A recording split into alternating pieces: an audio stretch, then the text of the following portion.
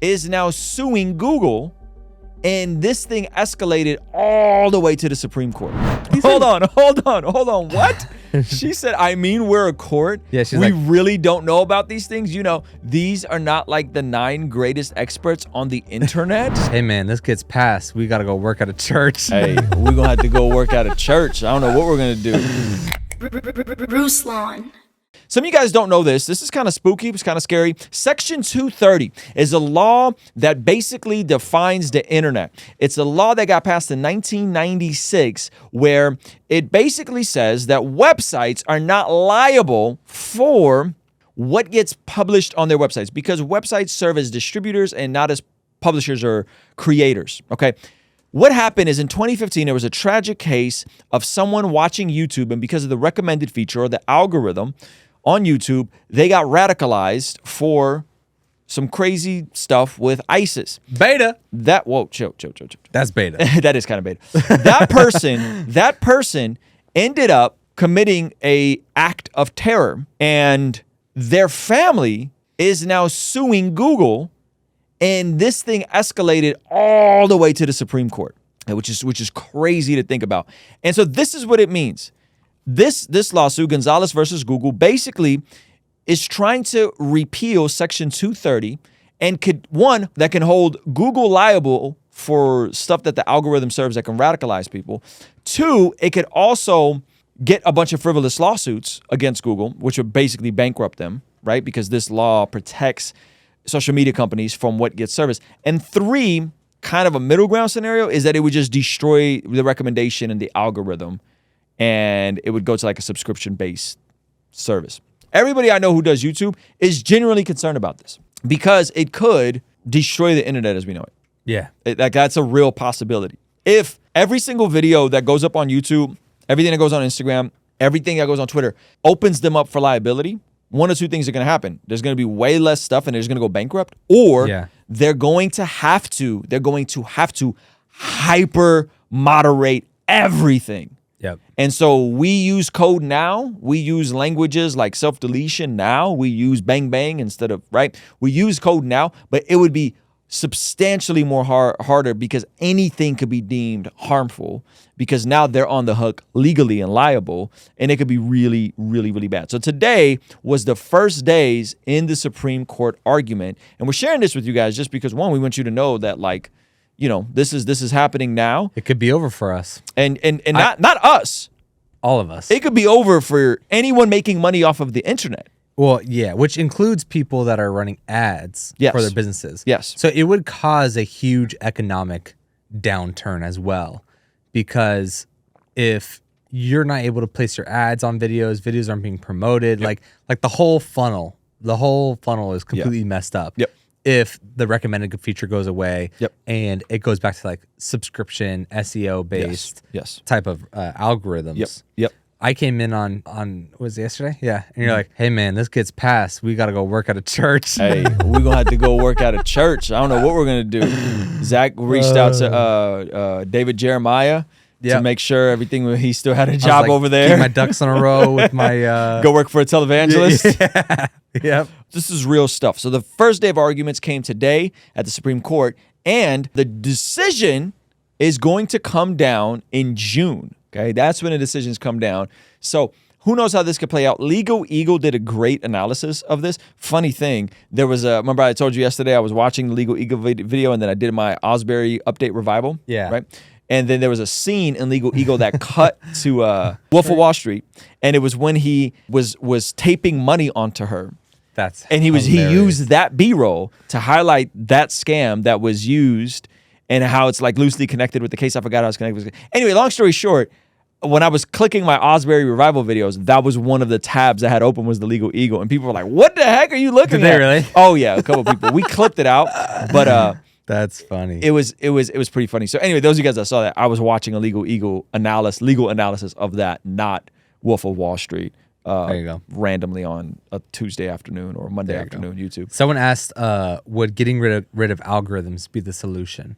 and it would not be the solution for us. Getting rid of algorithms would tank the internet as we know it. Yeah, getting rid of algorithms, like this video is recommended to you from an algorithm. Most likely, most of you, statistically speaking, don't have your bell notification on. Yeah. Fix it. Yeah, you should turn your bell notification on. But getting rid of algorithms is actually bad. Like, yes. When we were talking to Rumble and they were on the phone with us, they were like, yeah, man, we had no algorithm. And I'm like, so you just upload.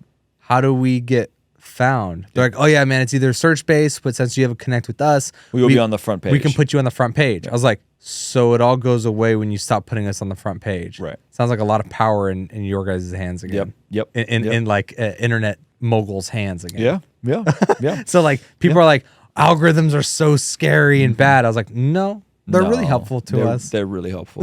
They're really helpful. Yeah. So algorithms are a good thing, but subscribe, turn your bell notification on. Those things really do help. Yeah, those things really do help. Like for real, they really do help. Oh yeah. So let's look at the analysis. This is from CNN, and this is just kind of giving a synopsis and an update on this. Okay, so let's get that on the screen. Oops. CNN. 9 justices set out Tuesday to determine what the future of the internet would look like if the Supreme Court were to narrow the scope of law that some believe created the age of modern social media.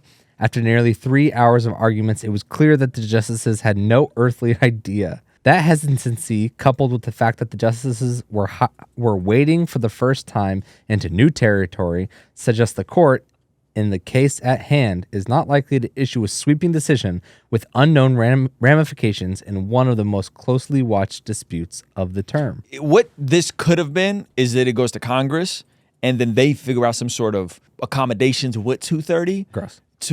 But because Congress is such a mess right now, now you got nine judges holding the future of all internet traffic and how we function on these platforms in their hands. So, remember, if you can't get recommendations, there goes the front page of Instagram, there goes the front page of Twitter, there goes the front page of YouTube, there goes the Amazon.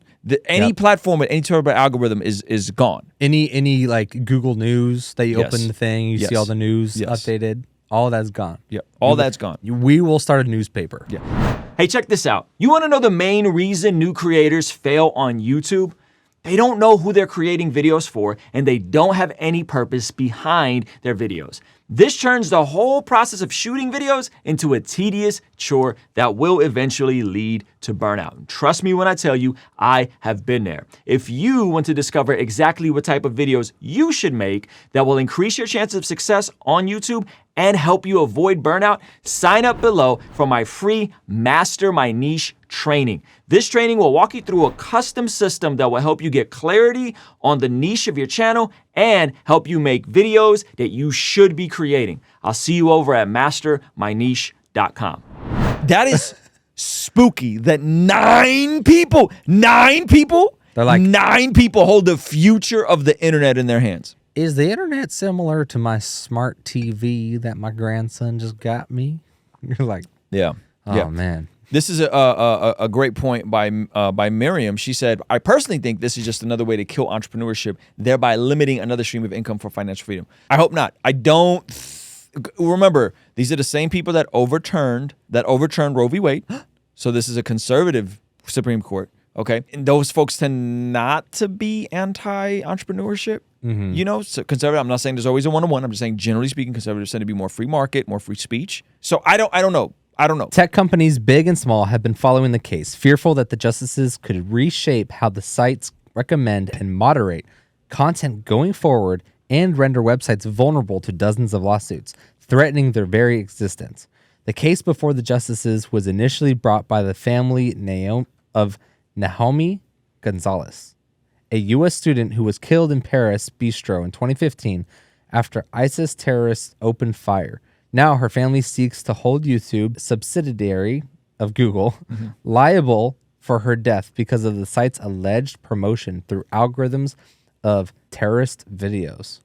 The family sued under a federal law called the Anti-Terrorism Act of 1990, which authorizes such lawsuits for injuries by reason of act of international terrorism. Lower courts dismissed the challenge, citing Section 230 of the Communications Decency Act of 1996. That's good news. Yeah. That means that the lower courts all dismissed it. And for whatever reason, I mean, I understand this family lost people. Like, I get it, right? Yeah. I just don't think that you want this. I don't think you actually want this and the ramifications of this as a family who's going through grief. So they appealed and got all the way to the Supreme Court. I bet they were trying to get like a little, You think they were trying to get a check? trying to get a settlement, and then they're like, it's going through. I think Google like, at this point would have offered a settlement. That's true. I think Google is being a little stubborn. Like, no, we're going to tear you down. I mean, what is $20 million makes this go away? Yeah, that would make it go Google away. generates that make it go away. $50 billion a year. Come on, man. They would have been made this go away if they could make it go away with a check. So they're lying to themselves that the person was radicalized because it said recommended. I agree.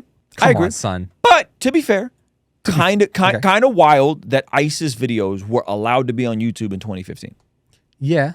Yeah. That's kind of nuts. I mean, that's wild, but like, They got Andrew Tate out of here I don't because he think- was radicalizing they people. probably don't have enough enough language AI. Google was also a different place in 2015 than they are today. Yeah, exactly. They got Andrew Tate out of here in how many months? Yeah. He was gone. That man was gone in like 6 months. He got popping Yeah. and was out of here. Yeah, it was very different. Yeah. So that's a great point. And on top of that, I wonder if those videos, like when we hear ISIS, we think of like, oh, videos of ISIS is cutting people's heads off. I think that kind of stuff was slipping through, but I don't think that's what was. I don't think those videos were the ones that were radicalizing people. I bet it was probably like super duper radical Muslims. Fundamental Muslim teaching. like maybe. teaching. Yeah, So maybe. then they're like, oh well, we're not going to cancel Muslim teaching. Yeah. And then like the AI isn't reading their words how it's reading ours because we're speaking English. Yeah. You know what I'm saying? Yeah. Interesting. But I mean, like either way. Yeah. Like it's crazy that the videos are there, but. Yep. Okay. This dude didn't get radicalized. Let's Anyways, keep going. Oral arguments drifted into a maze of issues, raising concerns about trending algorithms, thumbnail pop-ups. Thumbnail pop-up. Shout out to all you guys that hate our thumbnails. Yeah. Artificial intelligence, emojis, endorsements, and even Yelp restaurant reviews. But at the end of the day, the justices seemed deeply frustrated with the scope of the argument before them and unclear of the road ahead. A lawyer representing the plaintiffs challenging the law repeatedly failed, for instance, to offer a substantial limiting principle to his argument that could trigger a deluge of lawsuits against powerful sites such as Google or Twitter, or threaten the very survival of smaller sites. And some justices retracted from the sky is falling attitude put forward by an advocate for Google. On several occasions, the justices said they were confused by the arguments before them, a sign that may find a way to dodge weighing in on the merits or send the case back to lower courts for deliberation. At the very least, they seem spooked enough to tread carefully. I'm afraid I'm completely confused by whatever argument you're making at the present time, Justice Samuel Alito said early on. So I guess I'm thoroughly confused, Justice Kenji Brown Jackson said at another point. I'm still confused, Justice Clarence Thomas said halfway through the arguments. This is hilarious. They're like, we're just human.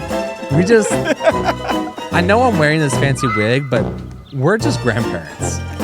Like, at the end, I know I have so much power, but I'm still just so confused. Yeah. It's like Michael Scott. Can you explain it to me as if I'm a 5-year-old? Justice Alina Kagan even suggested that Congress step in. I mean, we're a court. We really don't know about these things. Hold on. What? She said, I mean, we're a court. Yeah, she's we like, really don't know about these things. These are not like the 9 greatest experts on the internet. She said to laughter. She's trolling the court. She's like, I mean. This is a Supreme Court justice who's like, I don't know. She's like, how did this get here? Wow. She's like, I'm pretty good at like law and like the Constitution and stuff. Bro, this is wild. She's like, do you guys understand that? First of all, the fact that this is a possibility is insane. Then the fact that this is how they're talking about this is nuts. This is crazy talk. They're just flat out telling you, like, we don't really know. Yeah. Yet even Thomas, who has expressed reservations about the scope of Section 230 before, seemed skeptical. Might be able to distinguish between algorithms that present cooking videos to people who are interested in cooking and ISIS videos to people who are interested in ISIS. Oh my gosh. Alito asked whether Google might have been simply organizing information instead of recommending any type of content. Duh. I don't know where you're drawing that line or drawing the line. Chief Justice John Roberts tried to make an analogy with a bookseller. He suggested that Google recommending certain information is no different than a bookseller sending a reader to a table of books with related content. That's literally the argument. At one point, Keegan suggested that was trying to put the entire statute as, does your position send us down a road such that Section 280 can't mean anything at all? 230. When Lisa Blatt, a lawyer for Google, stood up, she warned the justice that Section 230 created today's internet because Congress made that choice to stop lawsuits from stifling the internet because everybody could be sued based on this. Yep. That's the issue. Everybody can be sued for any single thing that happens. Exposing websites to liability for implicitly recommending third-party content defies the text of 230 and threatens today's internet, she said. In the end, seemed to speak for the court when he said it's hard to do this in the abstract. So I think that's good news. Yeah. Is that good news? Drop a one if you think that's good news, chat. It sounds like they don't understand it enough to where they're also not fully concerned about it. Yeah. And I could see them just being like, if we figured this out in 1996, there's probably a reason we did, and it's worked for 6 years. Yeah. That like, let's just rock with it. Yeah. I could see that's where they land. And I hope they understand. I think they do. I think they're smart enough to understand the disruption this will cause to the entire economy. Yeah. Because it's not just us. It's not like just YouTubers that are like, Ruslan and Zach wouldn't have nothing to do. Like it's everyone, it's every vendor that we work with. Yes. It's everyone that benefits because of the money that is generated through us to Google to us. It would be a massive disruption. And there's how many YouTube channels that are making it would make ads a lot more expensive. Yeah. Like Facebook ads and stuff like that because they wouldn't be getting the reach that they normally get. Yep. Hey, this clip is from our daily after party stream. If you enjoyed it, consider signing up for our Patreon community for only $5 a month, where you get access to the replays of our daily after party streams, as well as the uncut extended versions of our podcast, Discord access that's private, and a discount code for our merch store, only $5 a month. And ultimately, it's the best way to help us contextualize the gospel of Jesus using media, podcasting, and of course, YouTube. The link for that is in the description or in the pinned comment. The perks are amazing. You should get on there. It's only $5 a month. I'll see you over there, all right? Peace.